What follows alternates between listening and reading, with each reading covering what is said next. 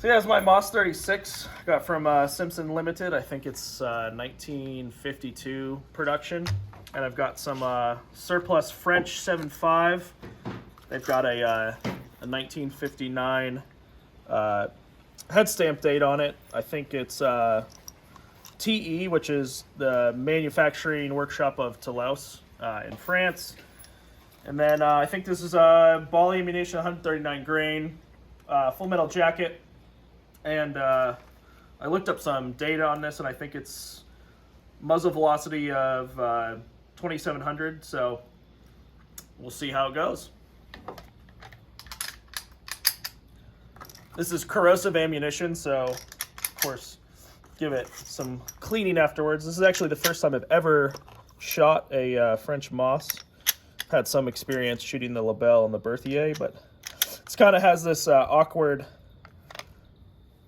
shaped bolt here. So, and you know, you've got the rear sights that adjust up to 1,200 meters, which isn't too bad, but it has an effective range of 400 meters. So, iron sights, and you've got your bayonet, kind of plugged bayonet style here, but we'll leave that in for now. Maybe we'll pull it out later. So let's see how she shoots. Yeah, ergonomically, I mean, it feels good.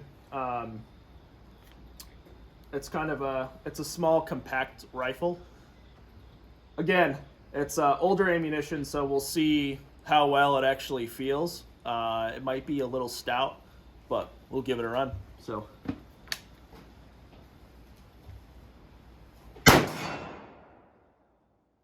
That's not bad. There wasn't really any give to it. And we'll just check the cartridge for any case damage. That looks pretty good. Yeah, like I said, this is Toulouse manufactured ammunition from 1958. It's not really bad at all. So, put a couple more rounds. Wow, that is a handy little rifle right there.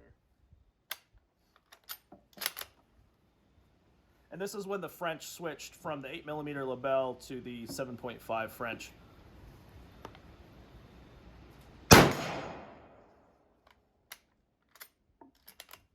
And the action's pretty smooth. A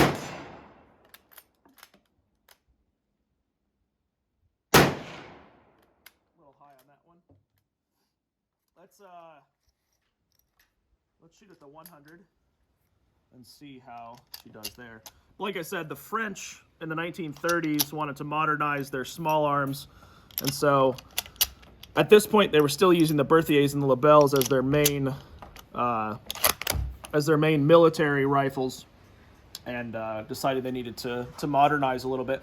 And the idea was in World War II they wanted to have semi-automatic rifles for the entire French military, but with the Depression and just the cost of government priorities at the time, small arms was not as big of a thing, but they wanted to eventually make this sort of the, how would you call it, like your second rate or your second of line rifles, and then have your main military units have semi-automatics. But with obviously the invasion of France in 1940 and the fall of France of 1940, that plan didn't really work out. But let's shoot a couple more rounds and see how she feels.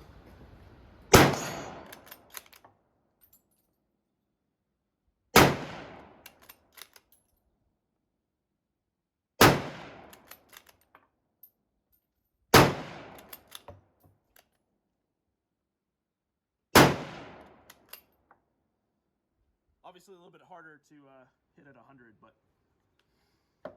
that's the French MAS-36. And this one is a post-World War II production. So this is about 1952, and some of the changes they made were they put this sight hood on it. The pre-war ones did not have those, and there's also some other changes, I believe, to the rear sights. And I think this is some parts are stamped, whereas I think the pre-war rifles were primarily cast. So I could be wrong on that, but there were some slight cosmetic differences and manufacturing differences between the pre-war and the post-war MAS-36s. So let's give some other guys a chance to shoot this, and it's a neat little rifle. Nice. Thank you. Isn't that a handy little rifle though? Oh, yeah. It's quite light. I know.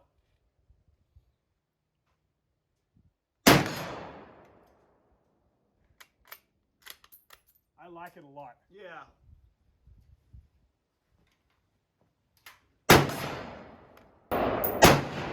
Wow. But it cycles smooth, I think. Yeah, it's pretty smooth. It's not like an I can't tell. I'm moving too much. I'm too weak. Wow, I'm pulling my head up. That's crazy. There we go.